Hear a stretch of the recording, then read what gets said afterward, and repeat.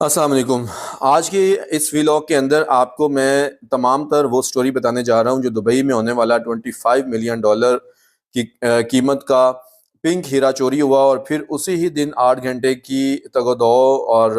Dubai police की effort के बाद वो रिकवर भी हो गया। ये एक लॉन्ग नरेटिव स्टोरी है और बहुत ज़्यादा ये फेमिलियर है और बहुत ज़्यादा सिमिलैरिटीज़ रखती हैं जो नूर हीरा की एक स्टोरी है,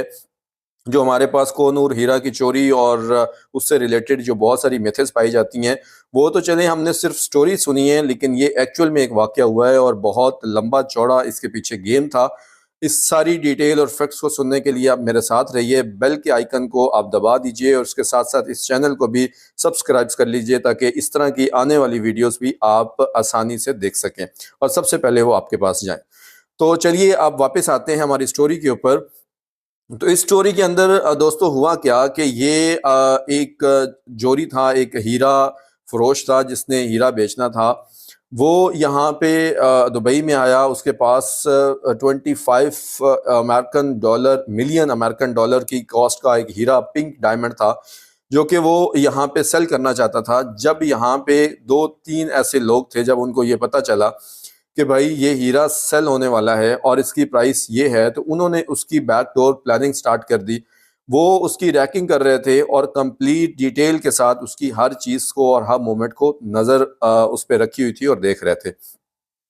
दुबई के अंदर उन्होंने एक बहुत ही लग्ज़रियस प्लेस के ऊपर एक विला पाम जुमेरा में हायर किया और उसके साथ-साथ उन्होंने उस विला को एक मुकम्मल लग्ज़रियस इक्विपमेंट के साथ मुकम्मल सेटअप बनाया उसके अंदर उन्होंने डिजिटल एआई और लग्ज़रियस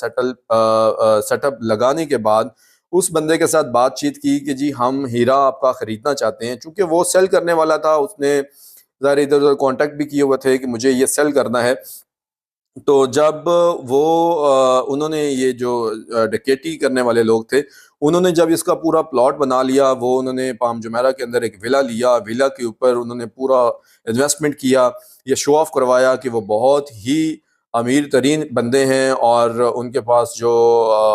हीरा खरीदने की कुव्वत है, वो आराम से है। उनके बहुत लग्ज़रियस गाड़ियाँ उन्होंने रेंट पे ली, विला के आगे, विला के अंदर खड़ी की और उसके साथ-साथ एक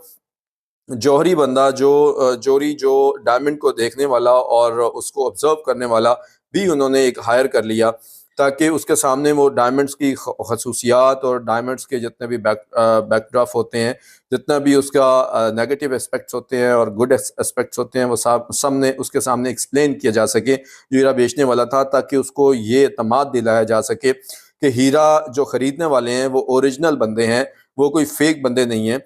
और वो ये वाक़ई हीरो का कारोबार करते हैं। तो उनको टेलीफ़ोन किया गया और उनसे बोला गया कि जी हम आपसे हीरा ख़रीदना चाहते हैं। तो चूँकि ये दुबई है, यहाँ पे ट्रस्ट करना, ये इस तरह की कन्वर्सेशन करना या बात करना कोई इतनी बड़ी डील नहीं होती है। ये कोई दूसरा कंट्री नहीं है जहाँ पे बंदा ट्रस्ट के मामले में थोड़ा-सा हेजिटेट होता है, हिचकिचाता है। यहाँ पे उसने कहा ओके ठीक है, वेयर वी वांट टू सी। सो उसने कहा कि yes I am sending you address so come on. उसने एड्रेस अपना भेजा और उस एड्रेस के ऊपर उस बंदे को उन्होंने यहाँ पे बुलाया, जिस विला के अंदर वो ऑलरेडी अपनी पूरी प्लानिंग कर रहे थे और प्लानिंग कर चुके हुए थे। अब वहाँ पे जब वो बंदा अपना हीरा लेके पहुँचता है तो उसको वो कहते हैं कि जी हमने आपका हीरा ख़रीदना है। वो जो बंदा जो जोरी उन्होंने हायर किया हुआ था, जो हीरे की क्वालिटीज़ जानता था, उसने जब हीरे को जाँचा, भाँपा तो उसने बोला कि ये हीरा तो ओरिजिनल है और इसकी ये ख़ुसूसियत है। अब जो बंदा बेचने वाला था उसको और ज़्यादा उसका ट्रस्ट बढ़ गया कि भाई ये बंदे वाक़ई हीरे का कारोबार करने वाले हैं और हीरे की जान-पहचान रखने वाले हैं। इसलिए ये कोई आम बंदे नहीं हैं, ये थोड़ा समझदार हैं और ये वाक़ई सीरियस मेरे क्लाइंट हैं, हो सकता है ये हीरा ले भी लें। उसने भी अपनी सारी कोशिशें की कि मैं हीरा बेच दूँ इनको। सो इन बिटवीन उन्होंने ये कहा कि भई अभी भी हमारी कुछ रिज़र्वेशन है, तो हम इसको पूरा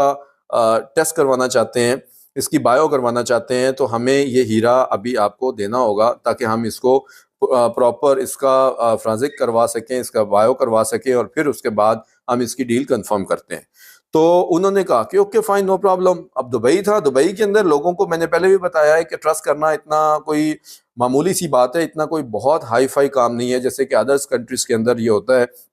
कि आप किसी के ऊपर 1000 का भी ट्रस्ट करना बहुत मुश्किल हो जाता है, वो लोग लेके भाग जाते हैं। यहाँ पे अगर कोई ऐसी एक्टिविटी होती भी है तो उसको फौरन से कैप्चर कर लिया जाता है। सेम वही हुआ,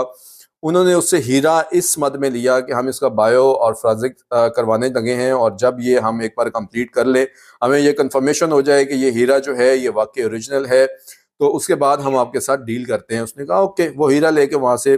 गए और बिल्कुल ही रफू चक्कर हो गए जैसे उनका प्लान था। अब जब वो बंदा मतलब वहां से मीटिंग खत्म करके वापस आया, जो उसका अगले दिन टाइम था या उसी दिन टाइम था, वो उसी दिन या अगले दिन जब उस दोबारा विले में पहुंचा तो वहां पे कुछ भी नहीं था, ना वो गाड़ियां थी, ना उस तरह का वो लग्जरियसनेस था। तो उसने जब उनसे पूछा कि यहाँ पे जो लोग रह रहे थे या जिनका ये विला है, उन्होंने कहा जी विला तो फलाने बंदे का है, और जो यहाँ पे रह रहे थे उन्होंने इसको रेंट पे हायर किया हुआ था, और ये सारी गाड़ियां भी रेंट की थी। जब उसको ये पता चला कि ये तो मेरे साथ एक प्रैंक हो गया है और लोगों ने मेरे से धोखा किया, फ्रॉड हो गया, उसने फौरन से दुबई पुलिस को कॉल की। और जब दुबई पुलिस को कॉल गई तो उन्होंने उससे पूछा, उनकी कन्वर्सेशन ये हुई कि दुबई पुलिस ने उनको जब ये पूछा कि उनकी जो कन्वर्सेशन हुई कि उसने बताया कि इस तरह मेरा हीरा गुम हो गया है, गुम नहीं हुआ बल्कि इस तरह हीरा मेरा चोरी हो गया है, मैं बेचने आया था, लोगों ने मेरे से हीरा लिया है उसकी बायो करवाने की मद में, और फिर वो लेके फरार हो गए और वापस नहीं आ रहे, मुझे लगता है कि मेरा हीरा चोरी हो गया। उन्होंने उससे प्राइस पूछी कि उस हीरे की कॉस्ट क्या है, प्राइस क्या है, तो उसने बताया 25 मिलियन डॉलर है। तो उस वक्त दुबई पुलिस पूरी की पूरी हरकत में आ गई और उन्होंने अपने पूरे सिस्टम को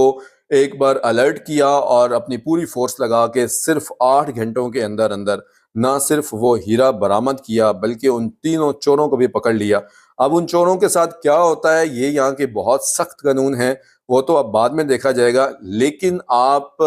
इस बात, उन्होंने अपने इस ट्रस्ट के ऊपर कॉम्प्रोमाइज नहीं किया कि जो पूरी दुनिया करती है कि यहाँ पर किसी भी इंसान का माल जान और इस तरह की चीज़ें बहुत महफूज हैं दुबई के अंदर। अगर वो यहाँ पे लोग आके इन्वेस्ट करते हैं या अपनी कीमती चीज़ें यहाँ पे लेके आते हैं,